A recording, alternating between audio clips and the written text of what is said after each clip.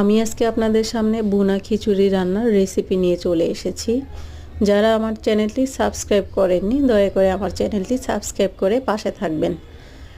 বুনা খিচুড়ি রান্না করার জন্য আমি চুলার মধ্যে তেলের মধ্যে পেঁয়াজ দিয়ে পেঁয়াজের মধ্যে তেজপাতা এলাচ দারচিনি দিয়ে লাল লাল করে ভেজে নেওয়ার পরে এর মধ্যে আমি আদা বাটা রসুন বাটা দিয়ে দিয়েছি। আদা বাটা রসুন বাটা কিছুক্ষণ ভেজে নিয়ে ধুয়ে রাখা মুগ ডাল এবং পোলার চাল দিয়ে দিব। মুগ ডালটাকে আগে থেকে আমি হালকা ভেজে নিয়ে ঠান্ডা পানিতে ভিজিয়ে রেখেছিলাম, তারপরে পোলার চালের সাথে ধুয়ে নিয়েছি। এখানে আমি পরিমাণ মতো লবণ এবং হলুদের গুঁড়া দিয়ে দিলাম। লবণ হলুদ দেওয়ার পরে কিছুক্ষণ ভেজে নিব। ভেজে নেওয়ার পরে পরিমাণ মতো পানি দিয়ে দিব খিচুড়িতে। আপনারা যদি পানির পরিমাণটা আন্দাজ করে না দিতে পারেন তাহলে 1 কেজি পোলাওর চালে 2 লিটার পানি দিবেন মেপে।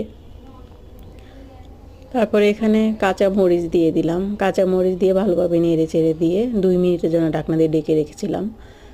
যখন পানিটা এভাবে শুকিয়ে আসবে তখন আবার 2 মিনিট ঢাকনা দিয়ে ঢেকে রাখবো, চুলার আঁচ কমিয়ে দিয়ে। 2 মিনিট পরে দেখেন এখন পানিটা প্রায় শুকিয়ে এসেছে। আবার খিচুড়িটাকে ভালোভাবে চারপাশ থেকে নেড়ে চেড়ে উল্টে পাল্টে দিব যাতে সবটা সিদ্ধ হয়ে যায়।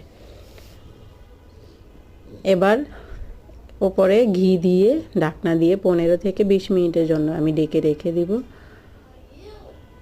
লো আঁচে। দেখেন 15 থেকে 20 মিনিটের পরে খিচুড়িটা কি সুন্দর ঝরঝরে হয়েছে। ধন্যবাদ সবাইকে ভিডিওটি দেখার জন্য। আল্লাহ হাফেজ।